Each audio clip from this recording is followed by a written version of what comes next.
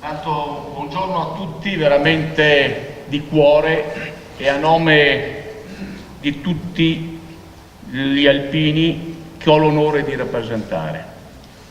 L'Associazione Nazionale Alpini, ma devo dire, caro comandante Berto, anche gli alpini in armi, perché lui si è dimenticato dell'altra faccia di questa nostra grande associazione, gli alpini in armi, che anche in questi giorni, voglio ricordarlo, sono a difendere e a valorizzare i valori della patria.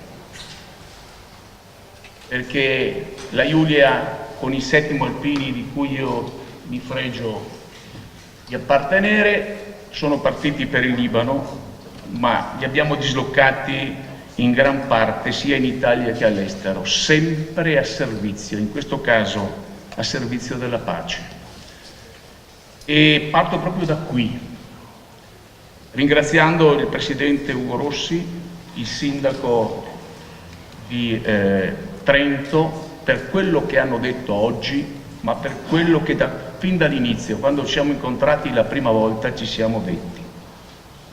Questa è una dunata che ha come obiettivo il rimarcare forte quel senso, da un lato, se volete, di appartenenza, ma quell'altro veramente di condivisione e quindi di pace.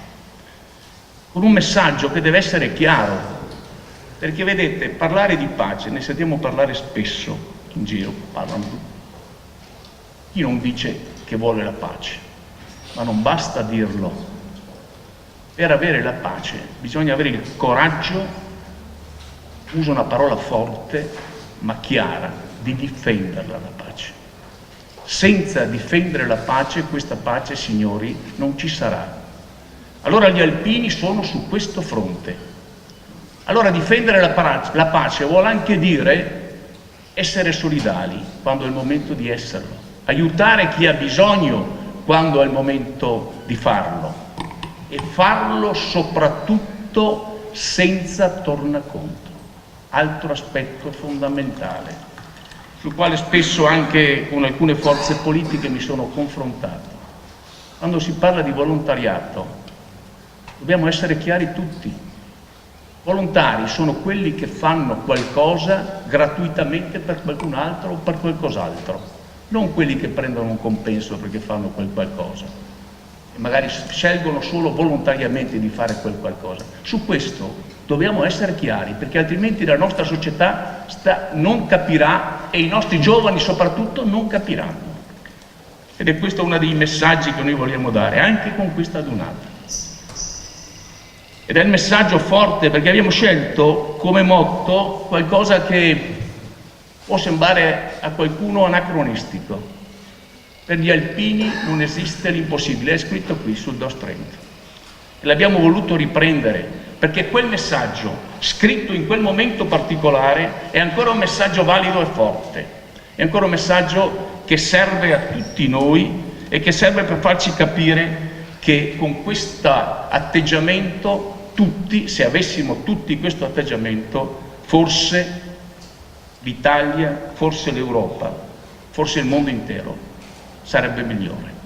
Allora noi vogliamo fare sicuramente la nostra parte e accanto ai numeri che prima il nostro direttore dell'Alpino, Don Bruno, ha detto relativamente a quel libretto che ogni anno pubblichiamo, ma per memoria più che altro, che è quello che i nostri gruppi e le nostre sezioni, in parte, perché alcuni non ci danno neanche i numeri, fanno senza dire niente, facciamo, e accanto a quei numeri voglio ricordare 2 cose importanti.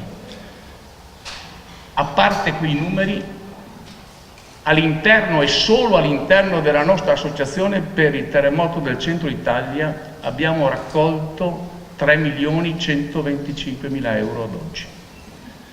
Abbiamo avviato 5 iniziative, una completata a Campotosto, una che si completerà a Visso fra poche settimane, 3 che sono in corso e mi fermo qui. Non sono in corso, sarebbero già completate per la volontà degli alpini e per la disponibilità degli alpini. C'è qualche altro piccolo problema che forse questa nostra nazione dovrebbe affrontare con maggiore serenità e sincerità perché quando c'è emergenza, l'emergenza deve passare sopra tutto, bisogna avere il coraggio di farlo. Non bisogna avere paura delle proprie azioni, perché chi ha onestà di cuore non ha paura delle proprie azioni, lo fa aiutando gli altri, non guardando se la carta è a posto o non è a posto. E mi fermo qui ancora. Ecco, per dirvi che questi sono gli alpini, per dirvi che questo è il nostro animo, per dirvi che siamo venuti a Trento con questa disponibilità e abbiamo trovato altrettanta grande disponibilità. Ritorno a ringraziare il Presidente Rossi e il Sindaco Andreatta, perché abbiamo trovato lo stesso sentimento, la stessa sintonia, lo stesso modo di pensare e di essere. E allora, veramente, caro Comandante, possiamo dire insieme, perché siamo insieme, questa grande forza che è l'Associazione Nazionale Alpini, che sono le truppe alpine, sono qui a dire ancora una volta e a gridarlo soprattutto ai nostri giovani: viva l'Italia, viva l'Europa!